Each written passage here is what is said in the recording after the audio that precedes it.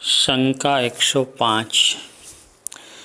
हमने ऐसा देखा है कि एक बहुत गुणियल व्यक्ति हमारे यहाँ से कुछ भी खरीद करते हैं और उनके पैसे हम अलग रखते हैं, तो वो पैसे में से हमें कुछ भी कार्य करने का मन हो तो शुभ विचार ही आते हैं।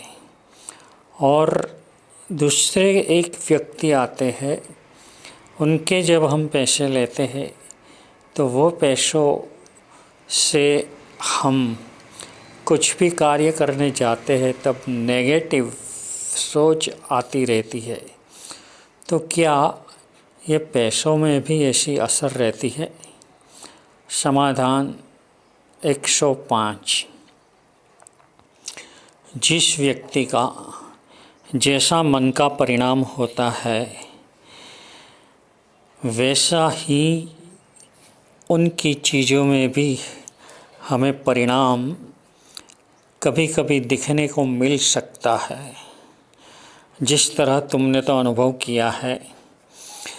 अब ऐसा ही सोचो कि कोई मांगने वाला है और एक साग भाजी वाला है।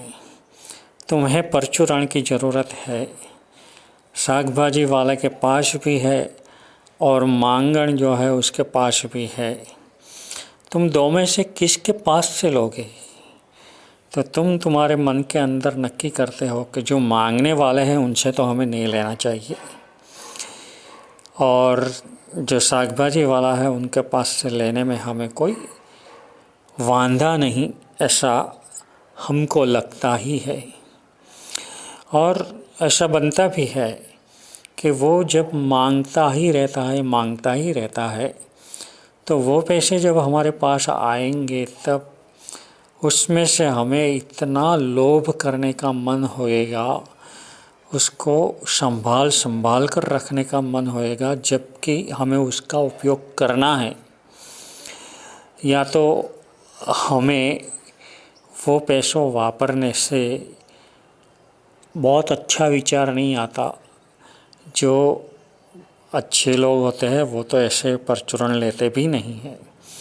और साग भाजी वाले के पास से जब लिया जाता है तो उस वक्त हम उसका जो पैसा का उपयोग करते हैं वो नॉर्मली रीति से करते हैं, तो उसमें ये सोच आती नहीं। इसके लिए एक कथानक हमारे यहाँ शास्त्रों में आता है। उसमें ऐसा बताया है कि एक नगर है, नगर का दरवाज़ा बनाना है और बार बार दरवाज़ा तैयार हो जाने के बाद टूट कर गिर जाता है। बाद में ज्योतिष को बताया गया, नैमित्तिक को बताया गया, तो उसने बोला कि यहाँ पर कोई न्याय का पैसा अगर 1 ही रुपया डाला जाएगा तो ये दरवाज़ा बराबर टिका रहेगा, ये गिरेगा नहीं। राजा ने उसी वक्त बोला कि हमारा भंडार है, उसमें से चाहिए उतना सिक्का ले सकते हो। तब वो जो ज्योतिष यानी संत बाबा ही थे, उन्होंने कहा कि नहीं राजन, तुम्हारा तो बिल्कुल भी नहीं चलेगा, क्योंकि तुम्हारे यहाँ जिस तरह से आया है अपुत्रिया का धन नहीं लेने का और दूसरी रीति से भी